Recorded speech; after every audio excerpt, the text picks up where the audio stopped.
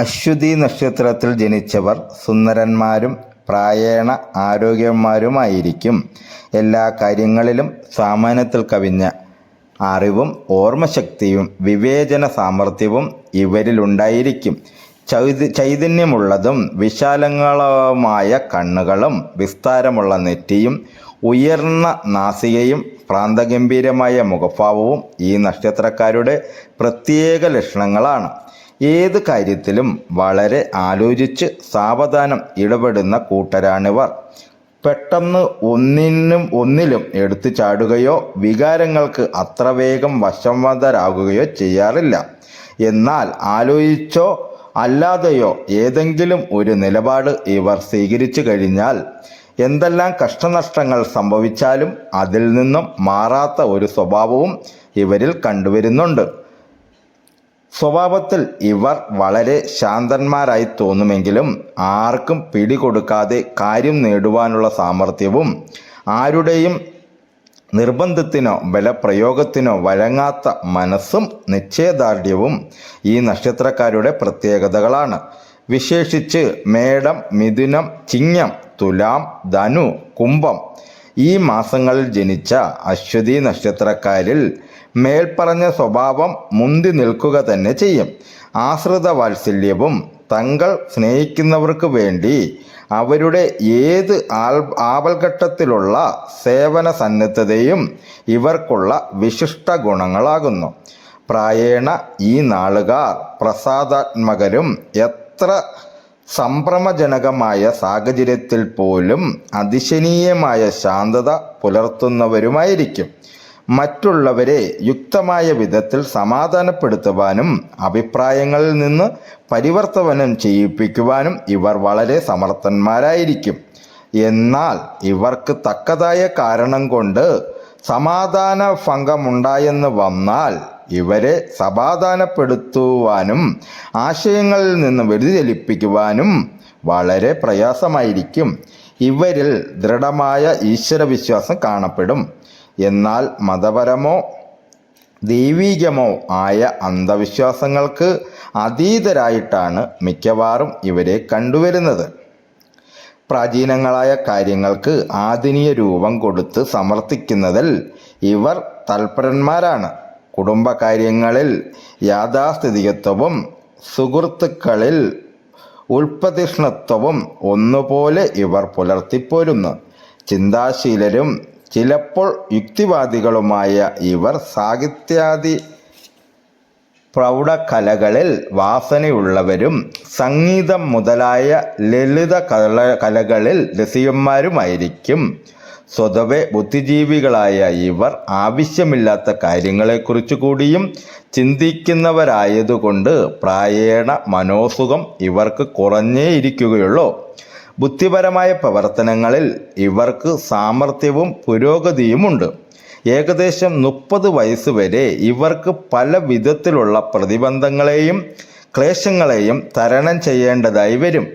അതിനുശേഷമാണ് ഇവർക്ക് സ്വതന്ത്രമായ അഭിവൃദ്ധികാലം തുടങ്ങുന്നത്.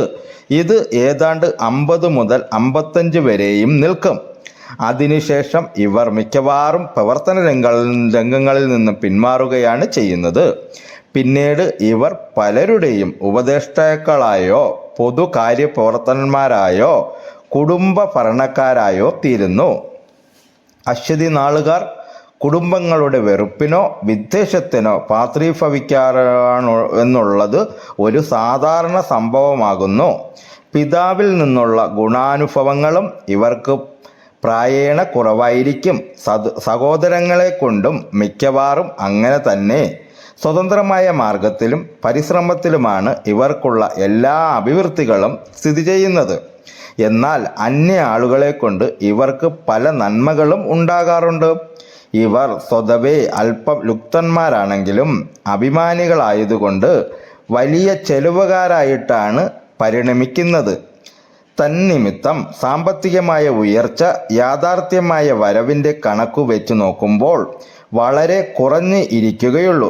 ഏതായാലും ഇച്ഛാനുസരണമായ സുഖഭോഗാദികൾ അനുഭവിക്കുക എന്നുള്ളത് ഇവരുടെ പ്രഥമവും പ്രധാനവുമായ ഉദ്ദേശമായിരിക്കും. വീടും പരിസരങ്ങളും ഉപയോഗിക്കുന്ന സാധനങ്ങളെല്ലാം എപ്പോഴും വൃത്തിയായും കുലീനമായും സൂക്ഷിക്കണമെന്നുള്ളത് ഇവർക്ക് വലിയ നിർബന്ധമുണ്ടായിരിക്കും.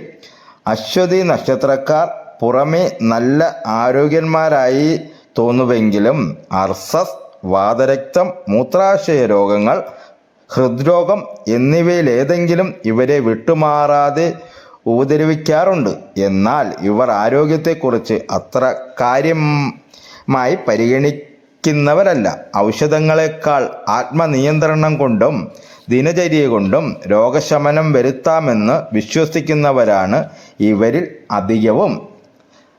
അത് ഇവർ പ്രയോഗത്തിൽ വരുത്തി കാണിക്കാറുമുണ്ട്. ഇവർ അതികാമികളും ലഹരി പദാർത്ഥത്തിൽ അഭിവാഞ്യയുള്ളവരുമായിരിക്കും. ക്രമാധികമായി ഇത്തരം കാര്യങ്ങളിൽ നിയന്ത്രണം വിട്ട് ഏർപ്പെടുക നിമിത്തം ജീവിതം പാഴാക്കുന്ന ചുരുക്കം ചിലരും ഇവരിൽപ്പെടും.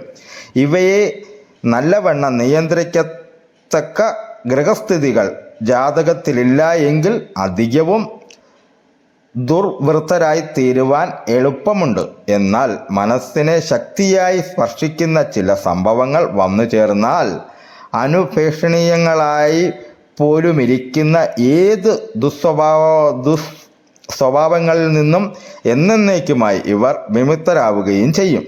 ഇവരുടെ ദാമ്പത്തിക ജീവിതം ഐശ്വര്യപൂർണമായി തീരുമെങ്കിലും അത്ര തന്നെ സംതൃപ്തകരമായിരിക്കാനിടയില്ല. അശ്വതി നക്ഷത്രത്തിൽ ജനിച്ചയാളുടെ ഗ്രഹനിലയിൽ ശുക്രനും രാഹുവും അനിഷ്ടഭാവങ്ങളിൽ നിന്നാൽ അവർക്ക് ഭാര്യ മരണപ്പെടാം.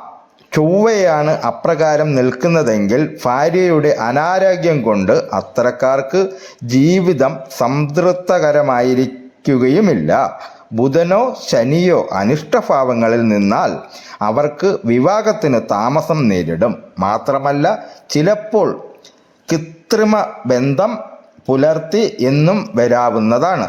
ഏതായാലും വ്യാഴത്തിൽ അനുകൂലമുണ്ടായാൽ സന്താനഭാഗ്യം ഇവർക്ക് അസന്ധിഗ്ധമായി അനുഭവിക്കുവാൻ കഴിയും.